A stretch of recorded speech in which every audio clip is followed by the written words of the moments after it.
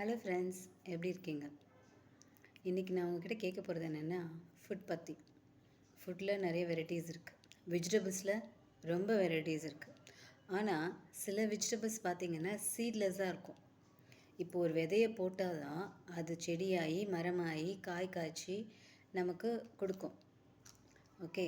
ஆனால் இந்த ஆனியன், இந்த கேபேஜ், அப்புறம் காலிஃப்ளவர், ப்ரொக்கோலி,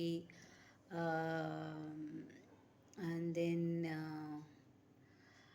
இந்த மாதிரி வெரைட்டிஸ் எல்லாம் சீட்ஸ் கிடையாது.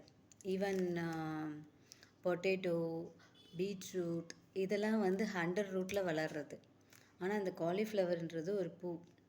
கேபேஜ் இதெல்லாம் வந்து, ஆனியன் இதெல்லாம் வந்து அதோட சீட்ஸு உள்ளே வச்சுக்கிறது இல்லை. ஏன்? அது எனக்கு தெரியல. இப்போது ஆனியனை உரிக்க எப்படி வெங்காயத்தை உரிக்க ஒன்றுமே இல்லையோ, அதே மாதிரி தான் வெங்காயத்தை உரிக்கும் போது ஒன்றுமே இருக்காது, கேபேஜை உரிக்கும் போது ஒன்றுமே இருக்காது. கடைசியாக நமக்கு வந்து ஒரு ஸ்டெம் அதுதான் கிடைக்கும். ஆனால் ஆனியனில் ஸ்டெம் கூட ரொம்ப ரேர் தான். ஸோ அதில் ஒரு ஆனியன் வந்து சம்டைம்ஸ் ரொம்ப நாள் விட்டுட்டோம்னா அதில் ஒரு ஸ்டெம் மாதிரி வரும். ஸோ இதை எப்படி வந்து அவங்க விதை விதைச்சி எப்படி அறுவடை பண்ணுறாங்கன்றது மோஸ்ட்லி நம்ம யாரும் பார்த்துருக்க மாட்டோம். விவசாயிகளுக்கு மட்டும்தான் இருக்குது. முதல்ல ஆனியன் நம்ம ஊரில் தான் விளைவிக்கிறோமா, தக்காளி நம்ம ஊரில் விதை வைக்கிறோம். ஏன்னா அதில் விதை இருக்குது, விதையை போட்டால் தக்காளி வரும் அப்படின்றது ஓகே கான்செப்ட். ஆனால் இந்த வெங்காயத்தை எப்படி? அப்போது வெங்காயம் நம்ம ஃபுட்டே கிடையாதா? கேபேஜ் நம்ம ஃபுட்டே கிடையாதா? காலிஃப்ளவர், ப்ரொக்கோலி இதெல்லாம் நம்ம ஃபுட்டே கிடையாதா? ஸோ இதெல்லாம் கொஞ்சம் டவுட்ஃபுல்லாக தான் இருக்குது. இதெல்லாம் நம்ம சாப்பிட்டா எவ்வளோ சாப்பிட்ணும், என்ன வரைமுறை இருக்குதுன்னு தெரியாது. இப்போ ஆனியன் இல்லைன்னா உங்களுக்கு சமையலே இருக்க போகிறதில்ல. ஆனால் ஆனியன் இல்லாமல் சமைக்கிறவங்களும் இருக்காங்க. பட் நம்மளுடைய கான்செப்டில் என்னென்னா, ஆனியன் வந்து மஸ்ட்டு அப்படின்ற ஒரு தாட்குள்ளே வந்துட்டோம். ஆனியன் பூண்டு இல்லாமல் சமைக்கிறவங்களும் இருக்காங்க. பட் ஆனியனை வதக்கி அதில் இஞ்சி பூண்டை போட்டு தக்காளியை போட்டு வதக்கி அதுக்கப்புறம் அதில் வெஜிடபிள்ஸை போட்டு, இல்லை நான் வெஜிடேரியன் போட்டு அது போட்டு ஃபுல்லாக ஏதோ பண்ணிடுறோம். ஸோ ஃபுட்டுன்றது ஒவ்வொருத்தருக்கும் ஒவ்வொரு டைப். ஒவ்வொரு ஸ்டேட்டுக்கு போனீங்கன்னா ஒவ்வொரு டைப் ஆஃப் ஃபுட்ஸ் வந்து சாப்பிடுவாங்க. நம்ம மோஸ்ட்லி தேங்காய் ரொம்ப யூஸ் பண்ண மாட்டோம். பட் கேரளாவில் ரொம்ப தேங்காய் யூஸ் பண்ணுவாங்க. அங்கே என்ன கிடைக்கிறதோ அதை வச்சு தானே நம்ம சாப்பிட்றோம். ஆனால் இந்த மாதிரி விதை இல்லாத வெஜிடபிள்ஸ் வந்து நம்ம எப்படி யூஸ் பண்ணுறோம், அது வந்து நமக்கு எவ்வளோ உடம்புல பாதிப்பை உண்டாக்கும், எவ்வளோ அது உடம்புக்கு நல்லது, இதை யாராவது ஆராய்ச்சி பண்ணி பார்த்துருக்கோமா? ஈவன் பூண்டு கூட பார்த்திங்கன்னா, பூண்டை வச்சு அதெல்லாம் எவ்வளோ யூடியூபர்ஸ் வந்து ஒரு பூண்டை வச்சு எப்படி அதை விளைவிச்சு வரணும் அப்படின்னு தண்ணியில் வச்சா அதில் ஒரு காம்பு மாதிரி வருது, அதை வச்சு வந்து அவங்க பூண்டை வந்து இது பண்ணி காமிச்சிருக்காங்க. பட் ஆனியன் எனக்கு ரொம்ப பெருசாக ஐடியாஸ் இல்லை. அதுவும் அந்த மாதிரி தான், ஆனியன் தால் அப்படின்னு சொல்லிட்டு வரும், ஸ்ப்ரிங் ஆனியன் சொல்லிட்டு. ஸோ அந்த தால் வச்சு தான். பட் எப்படி அந்த ஆனியன் சீடு இல்லாமல் வருது, அது எனக்கு இன்னும் அந்த தாட் ப்ராசஸ் இருக்குது. ஏன்னா நான் வந்து 23 வருஷமாக சமைக்கிறேன். ஏன்னா குட் குக்குன்னு சொல்ல முடியாது. பட் நான் குக் பண்ணால் எவ்ரிபடி அப்ரிஷியேட், எல்லாருக்கும் பிடிக்கும். ஓரளவுக்கு வெரைட்டியாக நான் வந்து குக் பண்ணுவேன். அண்ட் நிறைய யூடியூப்ஸ் எல்லாம் பார்ப்பேன். பட் இப்போ இருக்க யூடியூப்ஸில் பார்த்திங்கன்னா ஒரு டிஷ்ஷை செஞ்சாங்கன்னா அடுத்து எல்லா யூடியூபர்ஸ் குக்கிங் இதுலேயும் அதே தான். இப்போ ஒரு கலத்தாப்பம் சொல்லிட்டு ஒரு கேரளா டிஷ் அது வந்ததா, அப்புறம் இந்த சம்மிங்கியா whatever it is, big பாஸில் அவங்க சொன்னாங்கன்னு சொல்லிட்டு இப்போ அது ஒரு ட்ரெண்டாக போயிட்டுருக்கு. So trending. ஸோ ஒவ்வொருத்தரும் ஒவ்வொரு டேஸ்ட்டு, ஒவ்வொரு இது என்ன தான் நம்ம பண்ணாலும் பட் அது ஒரிஜினல் கொண்டு வர்றது ரொம்ப ரேர். ஏன்னா அது ஒரிஜினல் என்னன்னு தெரியாது நமக்கு.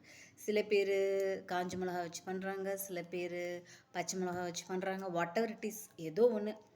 பட் அந்த டிஷ்ஷை கம்ப்ளீட் பண்ணும், அதை ரிசம்பிள் தான் பண்ணுறோமே தவிர அது அப்படியே வந்து நம்ம செய்கிறது கஷ்டம். ஸோ ஒரு டிஷ்ஷு செய்யணுன்னா அதில் இருக்க டேஸ்ட்டு யார், இப்போது நானே செஞ்சுட்டு நானே டேஸ்ட் பண்ணேன்னா எனக்கு தெரியாது. எனக்கு ஒரு கான்ஃபிடென்ட் இருக்கும், ஓகே நான் டிஷ்ஷு நல்லா தான் இருக்கணும். ஆனால் எடுத்துகிட்டு போய் சர்வ் பண்ணும்போது எப்படியும் ஒரு குறை சொல்லியே ஆகணுன்ட்டு குறை சொல்லுவாங்க.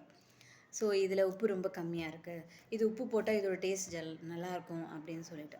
பட் என்னுடைய டேஸ்ட் பட்டில் வந்து உப்பு கம்மினா அவங்களுக்கு உப்பு கரெக்டாக இருக்கணுன்றது. சில பேருக்கு உப்பு ஜாஸ்தியாக சாப்பிட்றாங்கன்றது கான்செப்டே இல்லை. அவங்களுக்கு உப்பு கரெக்டாக இருக்கணும்.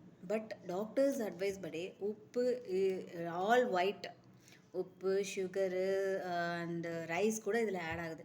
பட் ரைஸ் பற்றி நான் பேசணும்னு நினச்சேன்னா, இப்போது கிராமத்தில் விவசாயி என்ன பண்ணுறாரு, நைட்டு வடித்த சாப்பாட்டை அப்படியே போட்டு அதில் தண்ணியை ஊற்றி காலையில் ஏஞ்சி அந்த பழைய சாதம் சாப்பிட்டு போகிறாரு. ஆனால் அதை சாப்பிட்டு அவர் வந்து உழைக்கிறாரு. ஆனால் நம்ம சத்தியமாக சொல்கிறேன், என்ன பண்ணுறோம், காலைல எழுந்திருக்கிறோம், ப்ரஷ் பண்ணுறோம், காஃபியோ டீயோ வாட் எவர் இட் இஸ் குடிக்கிறோம்.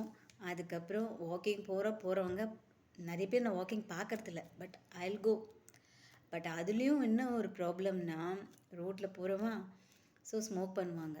அங்கேயே வந்து டீ ஷாப் இருக்கும், அதுக்கு முன்னாடியே எச்சல் துப்புவாங்க. ஸோ நான் என்ன சொல்கிறேன்னா, ஹெல்த் கான்ஷியஸ்னால் என்னன்றது ஒரு ஒரு கான்செப்டில் வரல.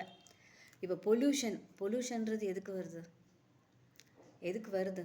பட் நம்மளை சுற்றி இருக்கிற இடத்த நம்ம சுத்தமாக வச்சுக்கிறது இல்லை. ஆனால் அது வந்து ஃபுட் ரிலேட்டட் மட்டும்தான்றது கிடையாது. முதல்ல நமக்கு தேவை காற்றுல சுத்தம். நீ என்னதான் ஃபுட்டு வெரைட்டியாக சாப்பிட்டாலும், ஹெல்த்தியாக சாப்பிட்டாலும், உன்னோட சுற்றுப்புறம் சுத்தமாக இல்லைன்னா சத்தியமாக நிச்சயமாக நீ சாப்பிட்ற ஃபுட்டில் வேல்யூவே இல்லை. நான் என்னமோ பேசிகிட்ருக்கேன். But whatever it is, but எனக்கு தெரிஞ்சு நம்ம சாப்பிட்ற ஃபுட்டு எவ்வளோ ஹெல்த்தியானதுன்றது எனக்கு தெரியல. பட் அதே மாதிரி குக்கிங் வந்து இந்த பதத்தில் தான் எடுக்கணும், இந்த பதத்தை தாண்டக்கூடாது. இப்போ கடுகே போடுறோம், கடுகில் வந்து வெடிக்கலைன்னா வந்து உடம்புக்கு நல்லதில்லை அப்படின்னு ஒரு கான்செப்ட் இருக்குது. ஸோ கடவுள் படைப்பில் இவ்வளோ வெரைட்டியான ஒரு ஐட்டம்ஸ் நமக்கு கிடைக்குது. அதை நம்ம எப்படி கரெக்டாக யூஸ் பண்ணுறோம். இப்போ எண்ணெயே கண்டுபிடிக்கலன்னு வச்சுக்கோங்களேன், நிச்சயமாக நம்ம வந்து எப்படி சாப்பிடுவோம், அப்படியே தண்ணியில் போட்டு கொஞ்சம் உப்பை போட்டு அவிச்சு.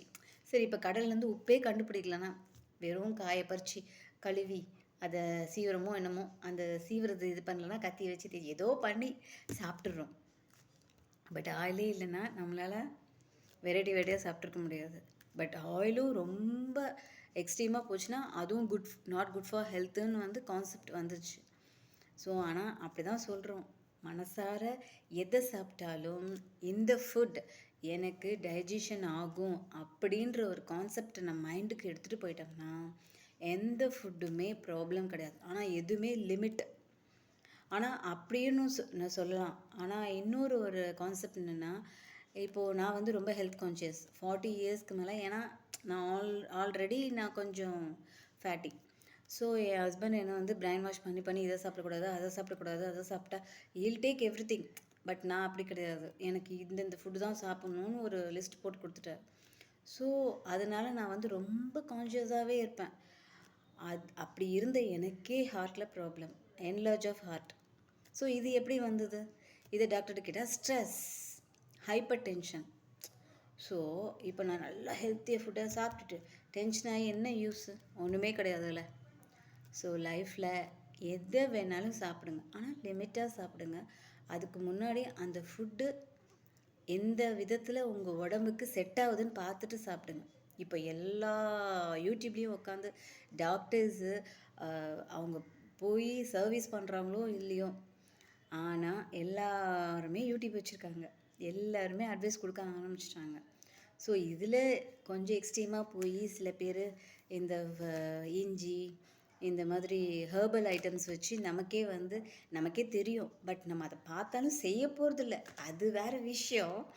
பட் இருந்தாலும் சில விஷயங்களை கண்ட்ரோலாக வச்சுட்டு இருந்தோம்னா கொஞ்சம் டாக்டர்கிட்டேருந்து தள்ளி இருக்கலாம். எல்லாத்தையும் அளவளவாக எடுத்துக்கலாம். ஆனால் சில ஃபுட்ஸை கொஞ்சம் ரிசர்ச் படி எடுத்துக்கோங்க. அப்படி எடுத்துக்கிட்டிங்கன்னா கொஞ்சம் ஹெல்த்தியாக இருக்கலான்றது என்னோடய கான்செப்ட். என்னோடய ஸ்பீச் பிடிச்சிருந்தா லைக் போடுங்க, சப்ஸ்கிரைப் பண்ணுங்கள். தேங்க்யூ, பாய்.